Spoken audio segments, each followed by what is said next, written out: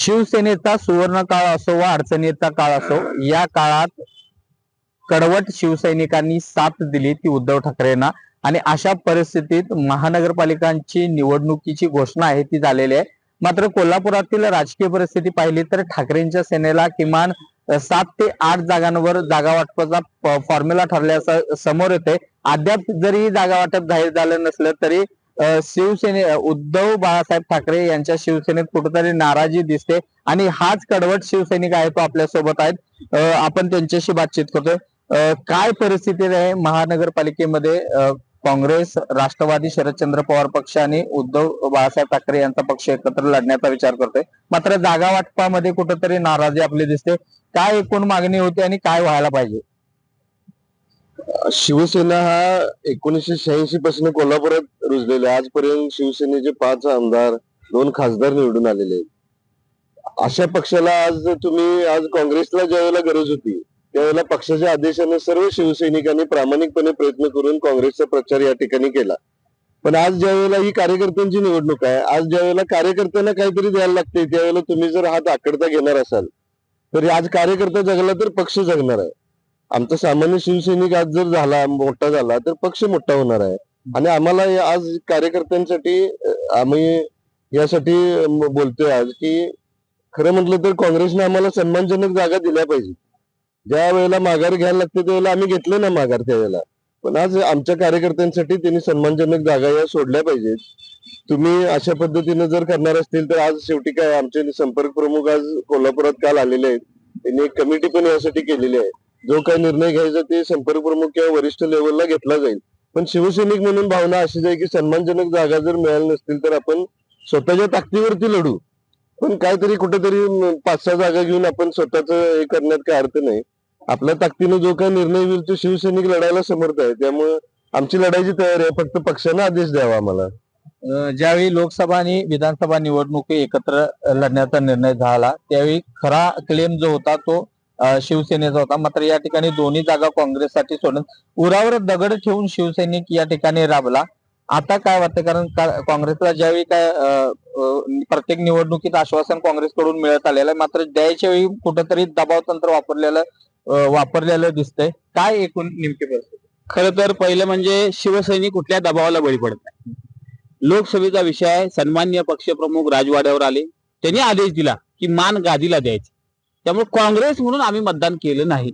पक्षप्रमुखांनी आदेश दिला मान गादीला आणि मत गादीला, म्हणून त्या ठिकाणी शिवसैनिकांनी जीव तोड करून त्यासाठी प्रयत्न केले. हा कोल्हापूरच्या गादी जमान होता. राहिला विषय महापालिकेच्या जागांचा, तर शिवसेना 1986 ला स्थापन झाली. 90 ला कोल्हापुरात शिवसेनेचे 13 नगरसेवक आले.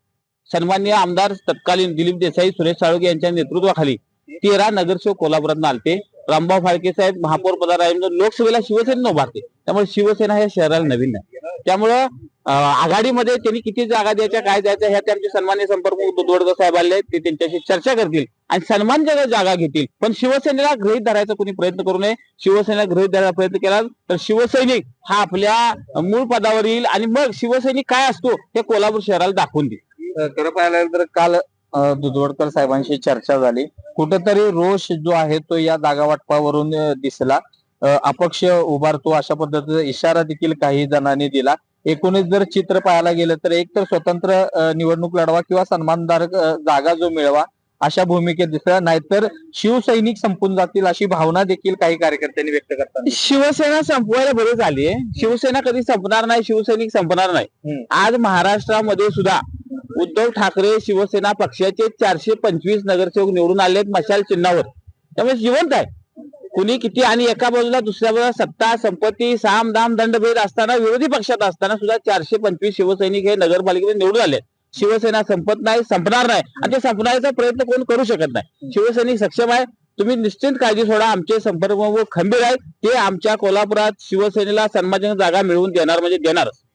खरं तर आपण त्या समितीवर आहात. काय एकूण मागणी आपण ठेवला होता आणि जर त्या समानधारक जर जागा नाही मिळाल्या तर शिवसेनेची भूमिका काय असणार आणि कशा पद्धतीने शिवसैनिक आहे तो आक्रमक होताना? आम्ही शिवसेनेची सर्व उमेदवार 35 ते 40 लोकांनी मागणी केली होती.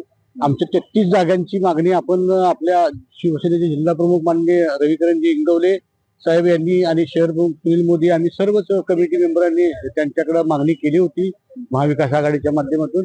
त्या दृष्टीनं सर्वच शिवसैनिकांनी इच्छुक उमेदवारी मुलाखती दिल्या. त्यानंतर ह्या घडामोडी झाल्यानंतर हा जो प्रस्ताव जो आहे तो आता उद्धव साहेबांच्या पर्यंत आणि आपले सन्माननीय संपर्क आरुबाई दुर्वडकर यांच्यापर्यंत पोहोचलेला आहे. काल सगळ्यांच्या मुलाखती परत घेतलेल्या आहेत. सर्वांची इच्छा व्यक्त केलेली आहे आणि त्या पद्धतीने सन्मानजनक आपण जागा मिळवून घ्याव्यात अशी सर्वांची इच्छा आहे. नसेल तर प्रत्येकानं आपल्या आपल्या भागामध्ये ज्यांची इच्छा आहे ती स्वतंत्र लढवण्याची इच्छा त्यांनी प्रकट केलेली आहे. पण सर्वस्वी अधिकार हे उद्धव साहेबांना मातोश्रीला आहेत. ते जे आदेश देतील ते आम्ही सर्व शिवसैनिक पाळू अशी आमची सर्वांची मानसिकता झालेली आहे. खरं पाहायला गेलं तर की गेली 10 वर्ष आपण बघताय की महाराष्ट्रातच नव्हे, महाराष्ट्रात म्हणा, कोल्हापुरात म्हणा किंवा देशात म्हणा, काँग्रेसची पिछाड होत असताना उद्धव साहेबांनी जे मोठ्या मनानं काँग्रेसला हात दिला त्या पद्धतीनं येथील स्थानिक नेते मंडळी आपल्या उद्धव साहेबांना साथ देतात असं दिसत नाही. त्यांनी ज्या पद्धतीने मोठ्या मनानं उद्धव साहेबांनी इकडे कोल्हापूरमध्ये आमदारच्या सीटा, खासदारकीच्या सीटा आपल्या काँग्रेसला बहाल केल्या, त्या पद्धतीने आता सर्वच कार्यकर्ते आपले सर्व काँग्रेसच्या प्रचारासाठी झुकून देऊन म्हणजे भाजप आमचा शिवसेना संपवायला निघालेला आहे. म्हणून अतिशय ईर्षेनं काँग्रेसचा प्रचार 2 पावलं त्यांच्या काँग्रेसच्या कार्यकर्त्यांच्या पेक्षा 2 पावलं पुढे जाऊन त्यांनी प्रचार करून या सीटा निवडून आणलेल्या आहेत. आणि याची जाण ठेवून या काँग्रेसच्या पक्षश्रेष्ठींनी आता त्यांची वेळ आहे कार्यकर्त्याला शिवसैनिकांना बळ देण्याची. तसेच त्यांच्या काँग्रेस जास्त जागा घेते, शिवसेनेला कमी जागा देते, असं वाटत नाही की काँग्रेस आपलं एकूणच आपल्याला गुंडाळायला बघते? नाही, तसं नाही. माझं असं मत आहे की ज्या ज्या ठिकाणी ठीक आहे सक्षम असतील उमेदवार तिथं त्यांनी आमच्या शिवसैनिकांना न्याय द्यावा अशी आमची सर्वांचीच भूमिका आहे. आम्ही काय असं म्हणत नाही की आम्हाला सर्व जागा द्या. जिथं आमचा उमेदवार सक्षम आहे, निवडून येण्याची पात्रता आहे, त्यांना तुम्ही तिकीट देणं गरजेचं आहे असं आम्ही सर्वच नेते आणि आमच्या त्या पद्धतीनं आमचे जिल्हा प्रमुख रविकरणजी इंगोले सतीश साहेबांच्या स्ट्रॉंग त्यांची चर्चा चालू आहे. खरं पाहायला गेलं तर सन्मानधारक जागा जर मिळाव्या हव्यात आणि या जागा नाही मिळाल्या तर पक्षप्रमुख उद्धव बाळासाहेब ठाकरे जे आहेत तो जो निर्णय देतील तो आम्हाला मान्य असेल अशा पद्धतीची भूमिका कुठंतरी व्यक्त करताना हे शिवसैनिक दिसत आहेत. कोल्हापूरसाठी सरकारनामा, राहुल गडकर, कोल्हापूर.